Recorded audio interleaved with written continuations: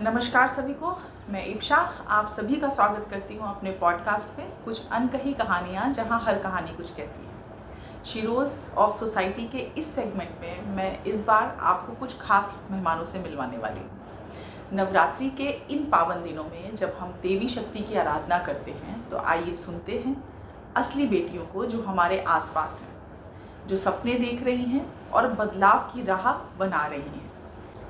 वे बेटियां बताती हैं वे समाज को कैसे देखती हैं, उनकी क्या अपेक्षाएं हैं, वे खुद को कितना सुरक्षित महसूस करती हैं और वो समाज को कैसे अपनाना चाहती हैं। क्या हमें बदलने की ज़रूरत है और अगर हाँ तो कहाँ और कैसे?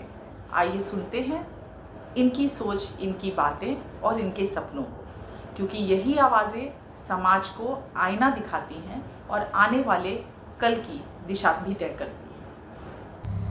आपका नाम क्या है और अभी आप क्या कर रहे हो, कितना पढ़ाई किया है? मेरा नाम अनु है और अभी मैं बीए सेकेंड ईयर की पढ़ाई कर रही हूँ।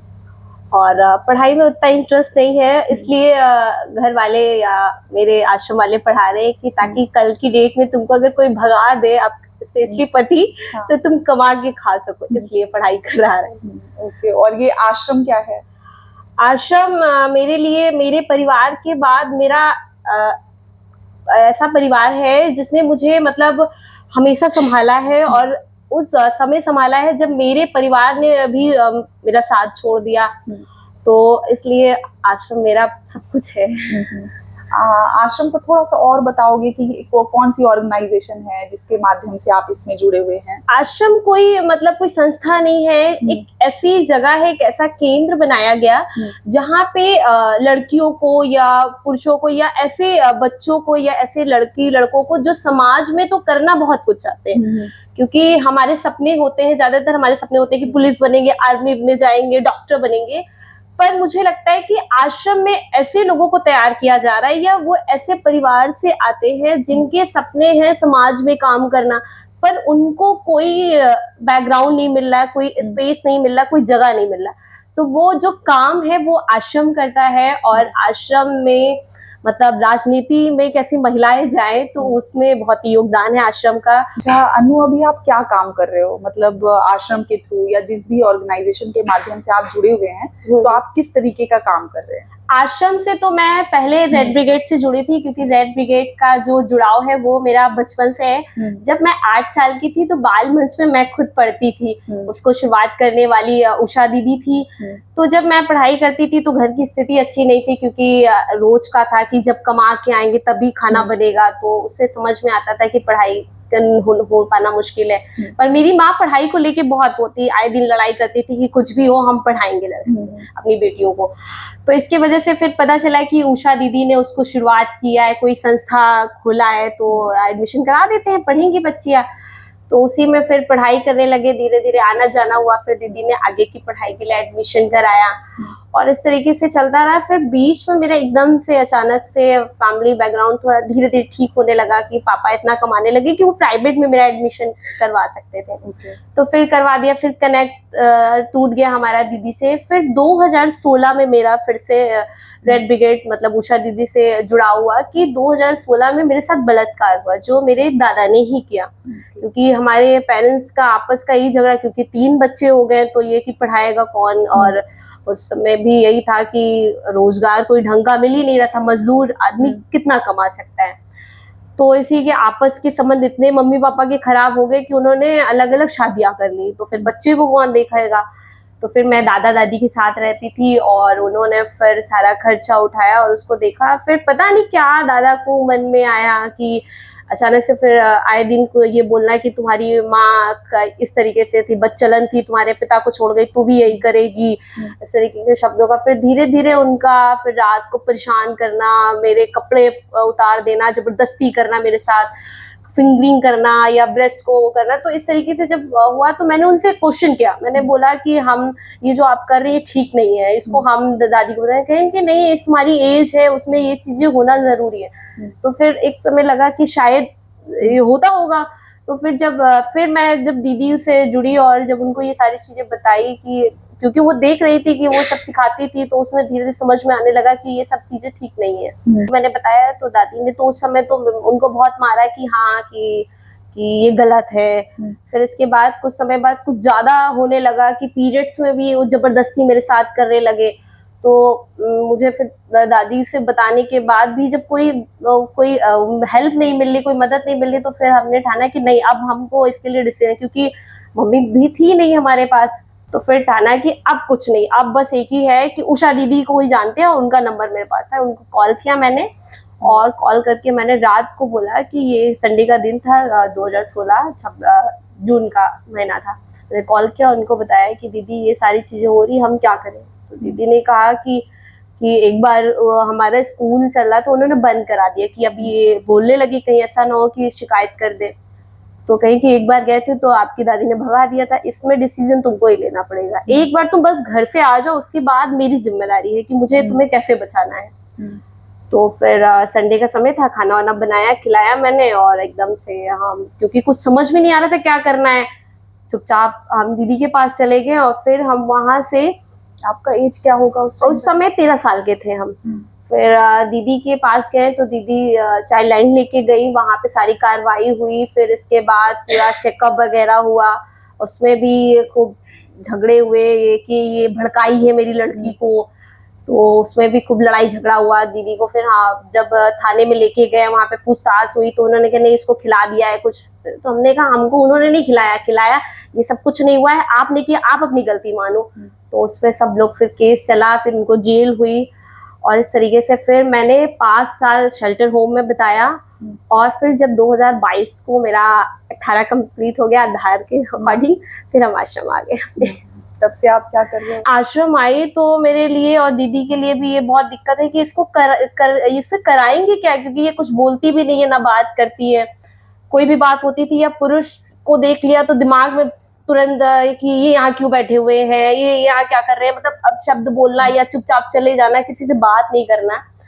तो दीदी बहुत परेशान हुई, तो दीदी ने कहा इसको ऐसे तो हम नहीं निकाल पाएंगे, हम तो खुद परेशान हो जाएंगे, क्या करें इसका। तो भैया ने कहा कि शेल्टर, वो आपका बाल मंच चलता है, इसको वहीं पे फेंको, कम से कम कुछ तो करेगी, कम से कम इसका दिमाग खुलेगा, कैसे करना है समझ में आएगा।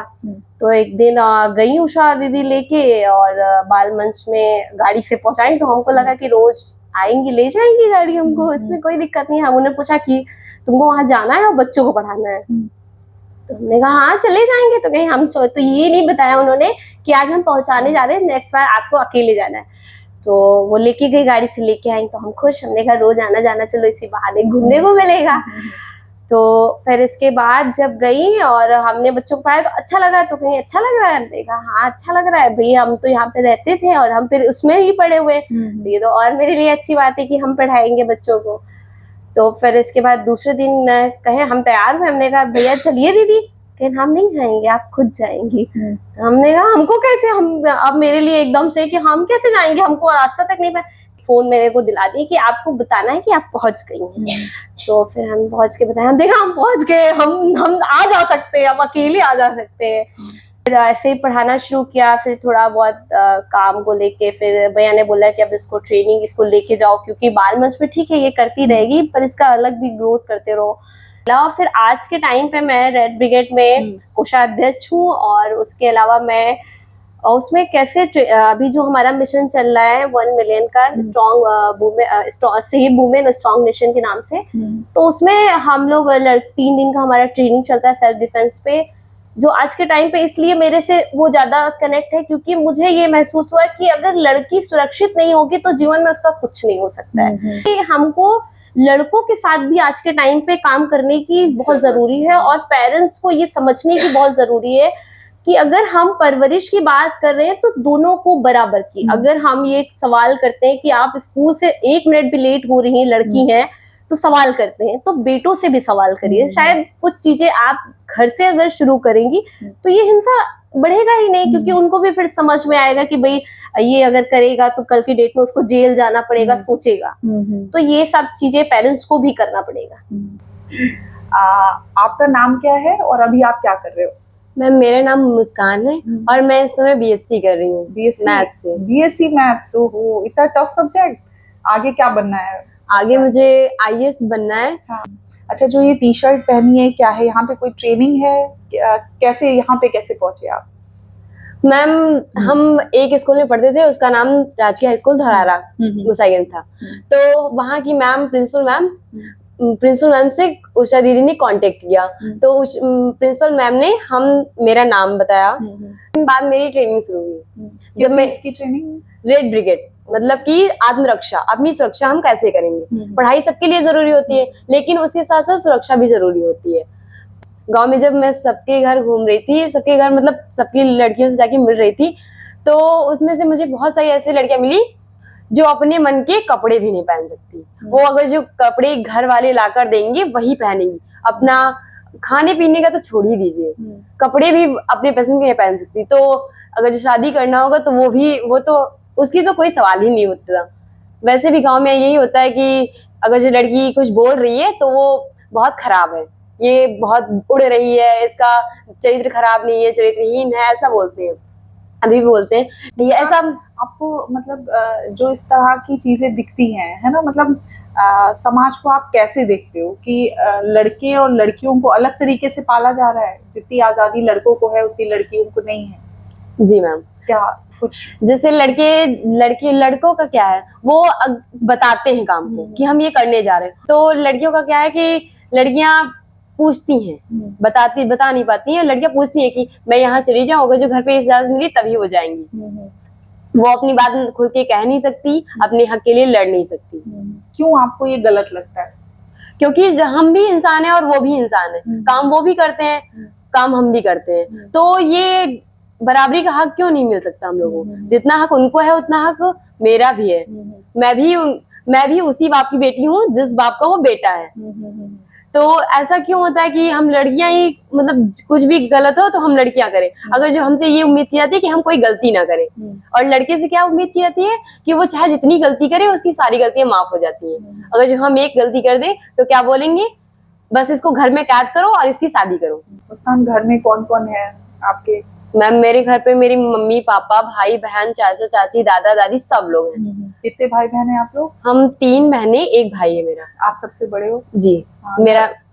मैं सबसे बड़ी हूँ और मुझसे छोटी 2 बहनें 1 भाई है। बस। घर में भी मैंने सुना, मतलब आपने अपने पापा के खिलाफ जाकर बहुत सारी ऐसी चीजें की जो आपको माँ को आपने मदद किया, है ना, कि वो जो हिंसा हो रही थी, तो थोड़ा सा बताएंगे उसके बारे में? जी मैम बिल्कुल बताऊंगी।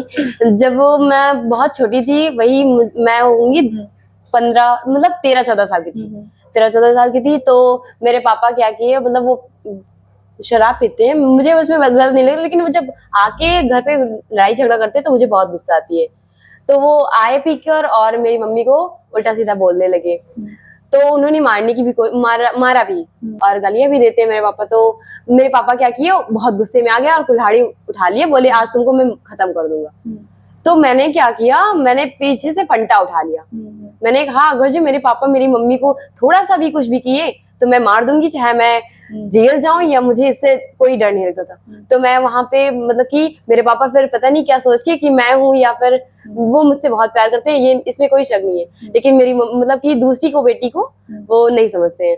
तो मेरे पापा ने छोड़ दिया, नहीं मारा। तो मैंने भी वही फंडा छोड़ दिया और मैं बाहर आ गई। और अभी एक जल्दी में हादसा हुआ था कि मैं मतलब मेरे पापा आए और मैं सो गई। मेरी मम्मी घर पे नहीं थी तो पापा आए, सो गए। मेरे पापा बोले कि मुझे खाना दो आके। तो मैं सो रही थी छत पे और मेरी बहनों ने सुना नहीं, वो अंदर थी काम कर रही थी। तो मेरे पापा 2 बार मांगे और उसके बाद में सो गए, नहीं खाना खाया। सुबह उठे, अपना काम वाम किया। मैंने सुबह 6 बजे मैं ऐसे देर में खाना बनाती थी। उस दिन मैंने देखा कि खाना नहीं खाया तो मैंने बहुत जल्दी खाना सुबह से बना लिया। तो मैंने पापा से बोला खाना खा लो, तो पापा मेरे चले गए, नहीं खाया उन्होंने, गुस्से में थे। उसके बाद में दोपहर में वो शराब पी कर आए और मैं बाहर सो रही थी। तो मेरी मम्मी से बोले कि आज तुम नहीं थी तो तुम्हारी बेटियों ने मुझे खाना नहीं दिया, ये सब मेरी इज्जत नहीं करती वगैरह वगैरह कुछ सब बोलने लगे। तो मेरी आंख खुल गई। मैं आई और मैंने बोला कि अगर जो मैं सो गई थी, मम्मी से बोला कि मैं सो गई थी इसीलिए मैंने खाना नहीं दिया, वरना मैं हमेशा खाना देकर सोती हूँ। अगर किसी इंसान को भूख लगी थी तो खुद से भी निकाल के खा सकता है, इसमें लड़के लड़कियों वाली क्या बात हो गई?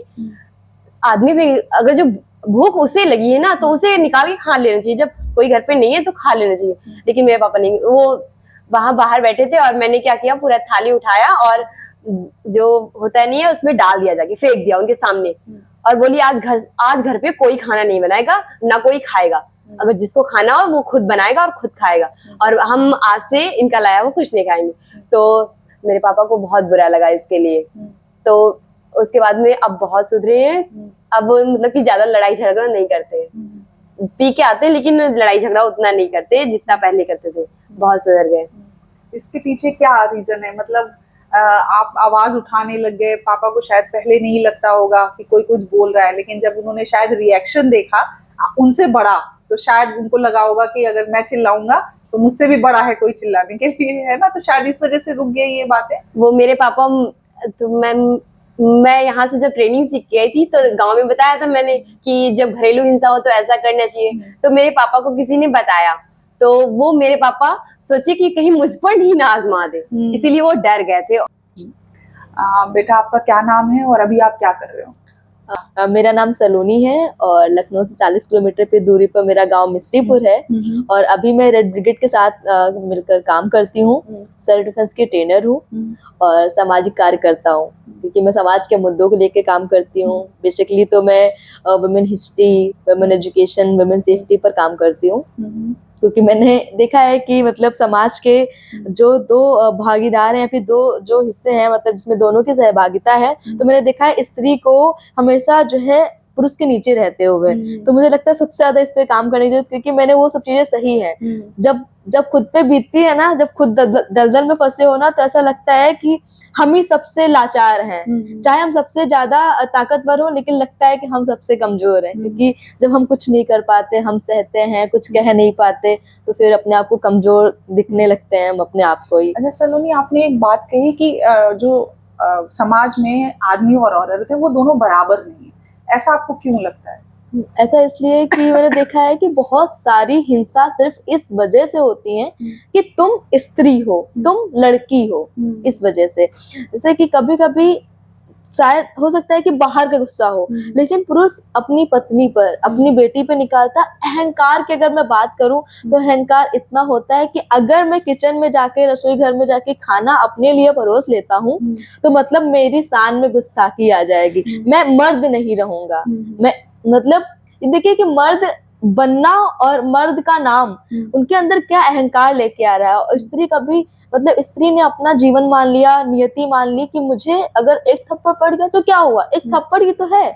तो इस तरीके से मैंने देखा है कि जब दोनों पक्ष हैं, दोनों बराबर, और इन दोनों की बगैर ही दुनिया नष्ट होनी है, उसके दोनों की भागीदारी समाज को बनाने में बराबर है। अगर कोई एक भी कम हुआ तो सब खत्म हो जाएगा, उसके बावजूद भी एक पक्ष इतना दबके क्यों रह रहा है? तो कारण तो यही है ना कि मैंने देखा है कि पुरुष को हमेशा स्त्री के ऊपर दबाव डालते हुए, उसे न जाने कितनी परंपराओं और बहुत सारी चीजों में बांधते हुए कि उसको जकड़ के रखना, इस तरीके की चीजें मैंने देखी हैं, सही हैं अपने घर पे। अगर क्योंकि सबसे बड़ा स्कूल, सबसे बड़ा समाज, चाहे वो लड़की हो या लड़का, उसके लिए उसका घर होता है। अगर मेरा भाई देख रहा है कि मेरे पापा जब मन आ रहा है तो मम्मी के ऊपर हाथ उठा दे रहे हैं, जब मन आ रहा है चिल्ला दे रहे हैं, अगर छोटी सी गलती हो रही, नमक भी तेज है तो पूरा खाने की थाली पूरी फेंकी जा रही है, तो अगर मेरा भाई वहां पे है तो वो वही सीख रहा है। तो उसे लगता है कि अरे मैं तो लड़का हूँ। उसे बताया जाता है कि जब वो रोता है तो बताया जाता है कि तुम लड़की हो क्या, और लड़के रोते नहीं, तो उसके अंदर वो आता है। वैसे जब लड़की देखती है कि मम्मी मार खा रही है, मम्मी चुप रह रही है, मम्मी जो है चुपचाप रो रही है, मम्मी जो है एक कंटाप खाने के बाद भी अगर कोई बाहर से आवाज देता है कि चाची सुनती हो, तो तुरंत आंसू पोंछ के तुरंत बाहर निकलती है, हाँ भैया क्या बात है। तो वो देख रही है कि हमारा जीवन ऐसा है। एक स्त्री, एक लड़की होने का मतलब ये है कि हम पे कभी भी कोई हिंसा कर सकता है, हम उसको बता नहीं सकते, सिर्फ हमें सहना है। अच्छा सलोनी, जो आप बहुत गंभीर बात बोल रहे हो, जी जी, और बहुत इम्पोर्टेंट भी है ये, है ना, और ये दिखने में आता भी है, क्या मतलब आपका अनुभव क्या बोलता है कि क्या ये केवल किसी एक तबके के साथ ऐसा हो रहा है? तबका कहने का मतलब है गरीब या अनएजुकेटेड, या आपको लगता है कि नहीं, पूरा चाहे अमीर की बात करें या पढ़ा लिखा समाज हो या बहुत रिच लोग हैं, है ना, जो हम लोग एक बात करते हैं ना कि समाज में एक बहुत अमीर लोग भी है, वहां पे चीजें सारी सही होंगी, आपकी समझ से क्या लगता है कि क्या ये दो अलग अलग दुनिया हैं या दोनों की स्थितियां महिलाओं के परिप्रेक्ष्य में अगर हम बात करें दोनों जगह एक जैसी हैं? देखिए, मैंने पूरी दुनिया तो नहीं देखी है, लेकिन ये कह सकते हैं कि दुनिया भर की चीजें देखी हैं। तो जब दुनिया भर की चीजें देखी हैं तो मैं सीरियल देखती हूँ, मूवी देखती हूँ, तो अच्छा पैसा कमा रही हैं, वो एक्टर हैं, वो सब चीजें हैं, लेकिन एक स्त्री को दर्शाते हुए अगर मेहमान आए हैं, कोई फेस्टिवल है, तो स्त्री आंच में जल रही है, किचन में जो है फरमाइशें बाहर से आ रही हैं कि सुनती हो 6 चाय लाना। भले ही वो महीने का 50,000 कमा रही है, लेकिन घर की लाज, घर का जितने भी मेहमान आ रहे, मतलब उसका खुद का त्योहार कोई नहीं है। और हाँ, अगर मेहमान आए हुए हैं तो सिर्फ पुरुष की इज्जत। अगर पत्नी ने वहां पे बोल दिया कि जो है नहीं, थोड़ा सा गलती हो गई तो क्या हुआ, आप इस पे चिल्लाए, तो उसको अहंकार में ये रहेगा कि 4 लोगों के सामने एक मर्द ऐसा कैसे सुन सकता हो और तुम औरत होके ऐसे कैसे बोल सकती हो। तो मुझे लगता है कि जो है ये सिर्फ स्त्री के साथ ऐसा है। और अगर मैं बात करूं गरीबी और अमीरी की, तो स्त्री की अगर हम बात करते हो तो स्त्री हर जगह समान ही है। और समस्याएं हो सकता है दोनों का तरीके अलग हों, जी, जी। बट लिमिटेशंस हमें लगता है दोनों के साथ में, या भेदभाव अगर हम बात करें तो हो सकता है उनके लेवल का भेदभाव अलग होगा और यहाँ अलग होगा। जी बिल्कुल। अच्छा सलोनी, कैसे इसको बदला जा सकता है? क्या ऐसी चीजें हैं जो आपको लगता है कि अगर ये किया जाए तो ये बदल सकते हैं? जैसा कि अभी मैंने थोड़ा टाइम पहले कहा कि इस समाज को बनाने में दोनों की भागीदारी जरूरी है। अगर दोनों की भागीदारी में से किसी एक की भागीदारी कम हुई तो समाज और सृष्टि अच्छे से नहीं चलेगी, उसका सृजन ही नहीं हो पाएगा। तो इसको सही करने के लिए देखिए शुरुआत करनी पड़ेगी। अगर हम सिर्फ एक पर ध्यान देंगे, चाहे अगर मैं स्त्री पे ध्यान दूं तब भी चीजें खराब है, अगर मैं सिर्फ पुरुष के पे ध्यान दूं तब भी चीजें खराब है। इस पे एक और चीज बोलना चाहूंगी कि आप देखिए कि एक लड़के को जो 3 साल का है, उस लड़के को एक ऐसे घर में रख दीजिए जहाँ पे औरतें पुरुषों पर हावी हो, या फिर उस घर में कोई पुरुष ही ना हो, सिर्फ औरतें हो और एक पुरुष हो, और वहां पे 6 औरतें हो, और औरतें एकदम तेज तर्रार हो और सब चीजें हो, तुरंत चिल्ला देती हो और अपने हक की बात करती हो, तो उस लड़के को वहां पे लगेगा कि जो है औरतें तेज होती हैं, अच्छी होती हैं, और पुरुष दबके रहते हैं। और जो है अगर एक स्त्री एक छोटी बच्ची को 3 साल की बच्ची को अगर पुरुषों के बीच रखे, वहां पे एक महिला हो, उस महिला को लोग दबा के रखे, तो वो समझेगी कि स्त्रियों का जीवन ऐसा ही है। तो जैसे जो पर्यावरण होता है, जैसे माहौल होता है, वैसे से धीरे धीरे चीजें बदलती हैं। जैसे कि ये भी चीजें हैं कि जैसे मेरे अगर 2 भाई हैं और एक भाई मेरे मम्मी के पास रहे, एक भाई मेरे पापा के पास तो रहे, दोनों की परवरिश बिल्कुल अलग होगी। हाँ, अलग होगी। एक भाई होगा जो किचन का एकदम बढ़िया खाना आना बना लेगा, सब चीजें कर लेगा, उसे सब करने में इंटरेस्ट रहेगा। दूसरा कहेगा तुम लड़की हो क्या, तुम किचन में काम कर रहे हो। तो ये चीजें रहेंगी। तो परवरिश, काम, जब हम सिर्फ एक चीज पे ध्यान देते कि बेटा तुम कितने बजे आओगी, तुम कहाँ जा रही हो, हम बेटे से कभी पूछते ही नहीं। अरे आप ये भी तो पूछे कि जिस सड़क से आप डर रहे हैं, जिस अंधेरे से डर रहे हैं कि कोई मिल जाएगा, कुछ कर देगा, छेड़ देगा, तो छेड़ेगा कौन? सवाल तो ये भी बनाओ ना कि छेड़ेगा कौन। आप अपने बेटे को जाने दे रहे हो तो किसी की बेटी तो बाहर आई होगी ना, तो आप ही तो छेड़ रहे हैं। और समाज यही है, लोग यही है। दोनों पे काम किया जाए, दोनों को चीजें सिखाई जाए, बताई जाए, हमें जो है तौला ना जाए, हमें बताया जाए। अच्छा, सलोनी की बातों से मतलब ये जड़ पे बात करने को बोल रही हैं कि परवरिश दोनों पैदा हो रहे हैं साथ में, तो परवरिश भी दोनों को एक जैसी ही मिलनी चाहिए, है ना? अगर लड़की को हम बाहर जाने से रोक रहे हैं, तो अगर हम क्यों जाने से रोक रहे हैं, अगर हम इस पर काम करें लड़के के साथ में अपने, तो शायद वो लड़की आराम से वहां पे जा पाए। जी बिल्कुल। आपका नाम क्या है और अभी आप क्या कर रहे हो? मैम, मेरा नाम कल्पना मौर्य है और मैं जिला अयोध्या की रहने वाली हूँ। और मैं इस समय BA फाइनल कर चुकी हूँ। और बात करते हैं कि एक हमारे गांव में एक संस्था थी, वहाँ पे 4 मुद्दों पे काम चल रहा था। और वहाँ उस जो 4 मुद्दे चल रहे थे, वहाँ पे 6 महीने की ट्रेनिंग चलती थी। तो स्वास्थ्य, शिक्षा, पोषण अधिकारी की 6 महीने की ट्रेनिंग चल रही थी। उसमें सेशन 22 हुए थे। तो उसमें से एक सेशन ये हुआ था सेल्फ डिफेंस, जो कि उषा दीदी जी ने ये प्रोग्राम 3 दिन का वर्कशॉप किया था। उसमें हमारा सिलेक्शन हुआ। सेल्फ डिफेंस क्या है, सेल्फ डिफेंस क्या चीज़ है, इसके बारे में हमने जो है जाना। क्यों लड़कियों के लिए सबसे ज्यादा जानना क्या जरूरी है? देश घूमना, कि वो अगर देश में निकलेंगी तो अपने आप को पहचान जाएंगी। अगर वो पढ़ेंगी, पढ़ने से ज्यादा उनको घूमना चाहिए, उससे उनकी नॉलेज बढ़ेगी और वो लोगों को ये भी बता सकती हैं कि मैं एक बेचारी और एक अबला और एक वो नहीं हूँ, मैं हूँ, मैं जो हूँ वो कोई नहीं है। एक लड़की ही होना उनको गर्व हो, ये उनको अपने अंदर बैठा लेना है कि लड़की होना ही हमारे अपने आप में एक बड़ी बात है। कोई दूसरा और अवतार नहीं ले सकता। ये लड़की ही ऐसी है कि अपने ही जैसे किसी और को खड़ा कर सकती है। तो एक और बात थी, हमारे फैमिली के ही मेंबर ने, हमारे भैया, तो एक और वर्ड बोले कि तुम जो है ये सब वर्ड बोलती हो तो जो है क्या तुम शादी के बाद भी ये करना चाहोगी जो कर रही हो? तुम्हारा पति ना करने दिया तो? हमने कहा हम ऐसे व्यक्ति को चुनेंगे ही नहीं। सीधी सी बात, अगर हमारी लाइफ में कोई बाधाएं आ रही हैं तो उसको हम एक्सेप्ट नहीं करेंगे। एक्सेप्ट करने का प्रोसेस रहेगा तो एक्सेप्ट किया जाएगा, नहीं तो फिर मैं बायकॉट कर दूंगी, हम नहीं रखूंगी। सीधी सी बात है। बहुत सुंदर। और सबसे अच्छी बात जो आप बोल रहे हो ना कि ऐसे व्यक्ति को हम अपने जीवन में क्यों हिस्सा बनाएं जो वो हमें पता है कि पहले ही कि वो हमें आगे बाधा बन जाएगा, है ना। तो बिल्कुल कि हम सोच समझ के ऐसे को ही अपनी जिंदगी में लाएं जो हमारी जिंदगी को आसान करे, उसको कठिनाई।